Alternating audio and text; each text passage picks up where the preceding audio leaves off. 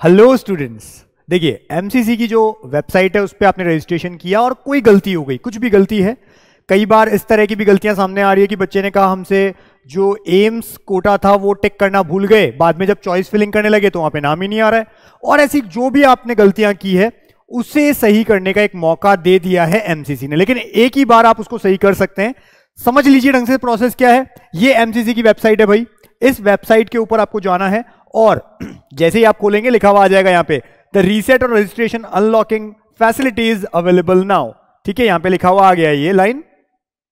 अब क्या करना है, यहां पर आपको नॉर्मल लॉगिन करना है। जो लॉगिन तरीका है आपका आप जानते हैं, लॉगिन करना है आपको।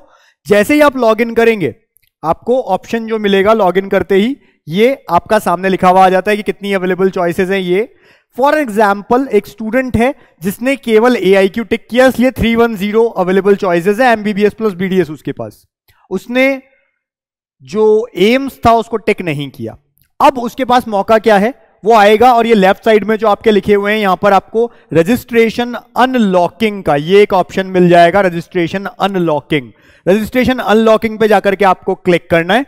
अब क्या होगा, ये इस तरह का आपको एक डिस्क्लेमर टाइप ओपन हो जाएगा। यहां पे लिखा हुआ है कि ये केवल एक बार अपॉर्चुनिटी मिली है, बार बार नहीं मिलेगी। और अगर आपने सपोज फीस चेंज की है या कैटेगरी चेंज की है, किसी बच्चे ने पहले कोई कैटेगरी लगाई थी, अब कैटेगरी चेंज कर रहा है वो अपनी, तो उस केस में उसकी फीस भी चेंज होगी, तो वो फीस भी उसको पे करनी पड़ेगी एडिशनल।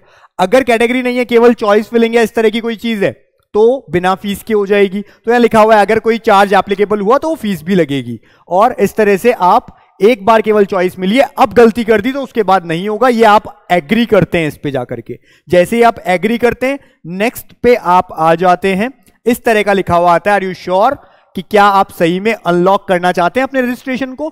करना चाहते हैं तो आप अपना पासवर्ड लिखिए, आपको अपना पासवर्ड लिखना है, यस अनलॉक पे जाना है और आगे बढ़ जाना है। इस तरह से आपकी प्रोफाइल खुल जाएगी, जो भी नाम वगैरह था सब कुछ खुल जाएगा। कुछ एडिट करना चाहते हैं तो यहां पे अनलॉक रजिस्ट्रेशन प्रोसेस पे जाइए, जाकर के क्लिक करिए और ये ऐसा लिखा हुआ आ जाएगा कि ये प्रोसेस एडिट करने के लिए एक बार है, सब कुछ लिखा है यहां पे। आप परमिशन दे रहे हैं, सबमिट कर रहे हैं तो यस करेंगे। यस करते ही अब आपके पास में आपको कोई चेंजेस करने हैं। मैंने आपको एग्जांपल दिया, सपोज ये भूल गया था बच्चा, केवल यहां टिक था, अब उसने ये एम्स BHU उसके लिए भी यहां पर टिक लगा दिया है। ये देखिए टिक लगा दिया है। ठीक है, जैसे ही टिक लगाया अब हो गई चॉइस। हो सकता था ये बच्चा BSc नर्सिंग भी भूल गया था, वो भी टिक लगा सकता था, जो चाहे वो टिक लगा सकता है। आगे बढ़ना है, सेव एंड नेक्स्ट पे जाना है। जैसे ही आप सेव एंड नेक्स्ट पे जाएंगे आप आगे बढ़ जाएंगे। यहां पे लिखा हुआ है यू आर रिक्वायर्ड टू पे एन अमाउंट ऑफ रेट 5500, जो कि बच्चे की फीस थी। तो अगर उसने पहले ही सबमिट कर दिया है सेम अमाउंट, वापस नहीं करना है। अगर अमाउंट जो पहले उसने भरा था वो कम था और बाद में अभी उसने कोई ऐसी चॉइस फिल कर दी जिससे फीस बढ़ जाए, तो फिर उसे वो भी रेस्ट अमाउंट भी उसको पे करना पड़ेगा। ठीक है ना, ये ध्यान रखिए। अभी इसको नहीं करना था क्योंकि सेम थी दोनों की फीस, इसलिए यही रहेगा। ये पहले ही पे कर चुका है, सेव एंड नेक्स्ट पे जाएगा बच्चा।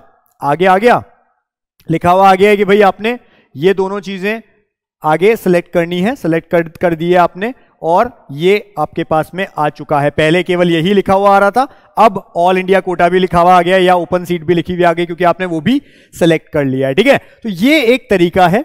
आप जब गलती अगर कर चुके हैं अभी तक तो उसे करेक्ट कर सकते हैं बच्चों। ये जिसने भी ऐसी गलती की है सही कर ले, ये तरीका है पूरा, समझ लीजिए आप प्रॉपर। मैं बार बार कह रहा हूं इस तरह की वीडियोस आएंगे जो इंफॉर्मेटिव होंगे, जो बहुत अच्छे होंगे, जहां कुछ ना कुछ आपको समझने को मिलेगा, लेकिन आप मिस कर देंगे अगर आपने उसे सब्सक्राइब नहीं किया हुआ है। तो चैनल सब्सक्राइब करने में कोई बेनिफिट, कोई लॉस नहीं है, नोटिफिकेशन टाइमली मिल जाता है, ये एक सबसे बड़ा फायदा है। ओके, सो अच्छे से आप अपने चॉइस फिलिंग करिए, कोई इश्यू आता है तो बताइए। Thank you.